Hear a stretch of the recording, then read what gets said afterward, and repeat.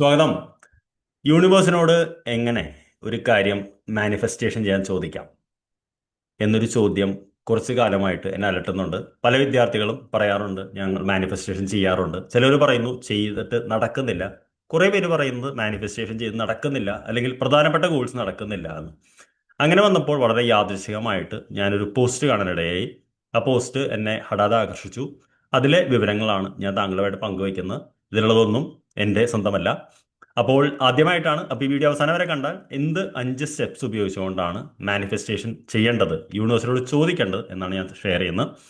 താങ്കൾക്ക് എന്നെ അറിയില്ലെങ്കിൽ എൻ്റെ പേര് പ്രദീപ് ഹരിഹരൻ എന്നാണ്. ഞാനൊരു കോളേജ് അധ്യാപകനായിരുന്നു. ഇപ്പോൾ അതിൽ നിന്നും ഒരു ദീർഘകാല അവധിയെടുത്ത് യൂണിവേഴ്സിന്റെ രഹസ്യങ്ങൾ അന്വേഷിച്ചുകൊണ്ടിരിക്കുകയാണ്. യൂണിവേഴ്സ് വിസ്ഡം ഹബ് എന്ന് പറയുന്ന ഈ ചാനലിന്റെ സ്ഥാപകനും അതോടൊപ്പം തന്നെ മലയാളത്തിൽ ടാരോ പഠിപ്പിക്കുന്ന വ്യക്തിയുമാണ്. അപ്പോൾ ടാരോ പഠിക്കാൻ താങ്കൾക്ക് താല്പര്യമുണ്ടെങ്കിൽ താഴെയുള്ള ലിങ്കിൽ ക്ലിക്ക് ചെയ്താൽ എൻ്റെ ആദ്യത്തെ ക്ലാസ് സൗജന്യമായിട്ട് പങ്കെടുത്ത് നോക്കാം.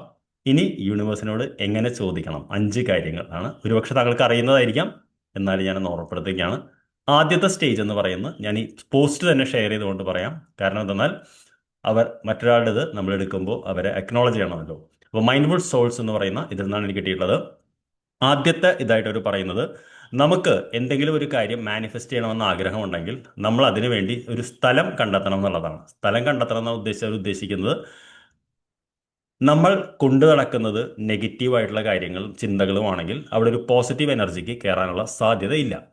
അതായത് ഒരു ഒഴിഞ്ഞ റൂമിൽ മാത്രമേ നമുക്ക് വരുന്ന ഒരു വിരുന്നുകാരനെ അല്ലെങ്കിൽ വിരുന്നുകാരിയെ താമസിപ്പിക്കാൻ പറ്റുള്ളൂ. തിങ്ങി നിറഞ്ഞിരിക്കുന്ന ഒരു റൂമിലേക്ക് നമുക്കൊരാളെ കയറ്റാൻ പറ്റില്ല.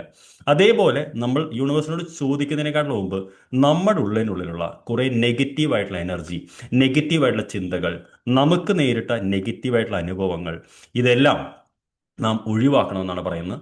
കാര്യം എന്തെന്നാൽ ഓരോ ദിവസവും ഓരോ പുതിയ ചാൻസ് ആണ് നമുക്ക് ഒരു കാര്യം മാനിഫെസ്റ്റ് ചെയ്യാൻ. ഇന്നലെ വരെ നടന്നില്ല എന്നതുകൊണ്ട് ഇന്ന് നടക്കില്ല എന്നോ നാളെ നടക്കാൻ സാധ്യതയില്ല എന്നോ ഒന്നും ആരും പറയുന്നില്ല. അപ്പോൾ എന്ത് മാനിഫെസ്റ്റ് ചെയ്യണമെങ്കിലും ആദ്യത്തെ ഇതെന്ന് പറയുന്നത്, നമ്മുടെ ഉള്ളിനുള്ളിൽ കണ്ണുകൾ അടച്ച് എന്ത് നെഗറ്റീവായിട്ടുള്ള ചിന്തയാണ് അല്ലെങ്കിൽ എന്ത് നെഗറ്റീവായിട്ടുള്ള കാര്യമാണ് നമ്മൾ കൊണ്ടു നടക്കുന്നത്, അത് റിലീസ് ചെയ്യണം എന്നുള്ളതാണ് പറയുന്നത്. അത് റിലീസ് ചെയ്താൽ മാത്രമേ യൂണിവേഴ്സിന് അവിടേക്ക് ഒരു പുതിയ സംഭവം എത്തിക്കാൻ പറ്റുള്ളൂ. രണ്ടാമത്തെന്ന് പറയുന്നത്, എന്താണ് വേണ്ടത് എന്നതിനെക്കുറിച്ച് കൃത്യമായിട്ടുള്ള ക്ലാരിറ്റി വേണം. ഉദാഹരണത്തിന് നമ്മുടെ എല്ലാവരുടെയും ആഗ്രഹമാണ് സ്വന്തമായി ഒരു വീട് വേണം എന്നുള്ളത്.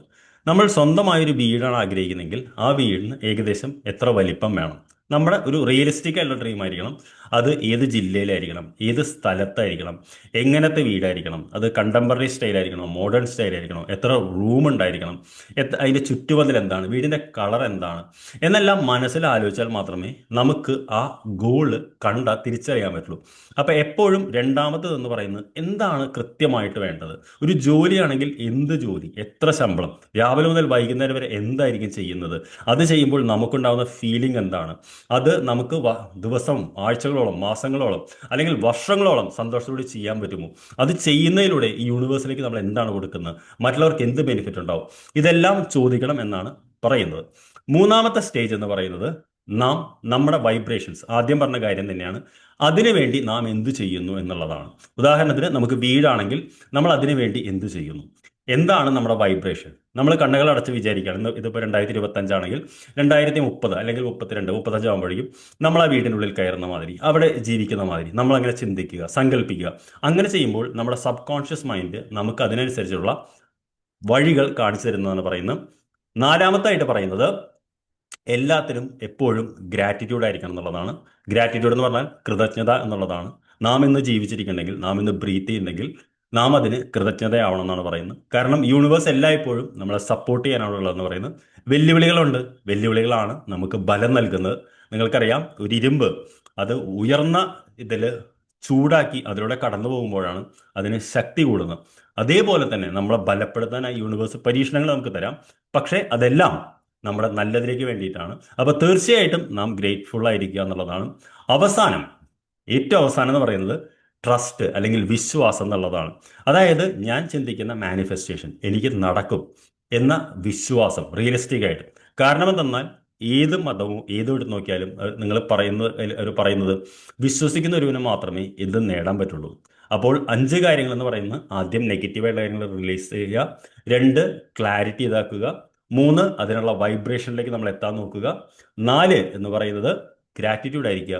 5 അതിൽ വിശ്വസിക്കുക. ഇതാണ് ഈ പോസ്റ്റിൽ എഴുതിയിട്ടുള്ളത്. എനിക്കത് ഭയങ്കരമായിട്ട് ഇഷ്ടപ്പെട്ടു. അതുകൊണ്ട് താങ്കളുമായിട്ട് പങ്കുവെക്കുന്നു. താങ്കളും ഇത് പ്രാക്ടീസ് ചെയ്ത് നോക്കുക. താങ്കൾക്ക് മാനിഫെസ്റ്റ് ചെയ്യാനുള്ള എല്ലാ പവറും ഉണ്ട്. താങ്കളുടെയും ഗോളുകൾ മാനിഫെസ്റ്റ് ചെയ്യട്ടെ. I wish you all the best. നമുക്ക് അടുത്ത വീഡിയോയിൽ കണ്ടുമുട്ടുന്നവരെ, this is your trainer Pradeep signing of.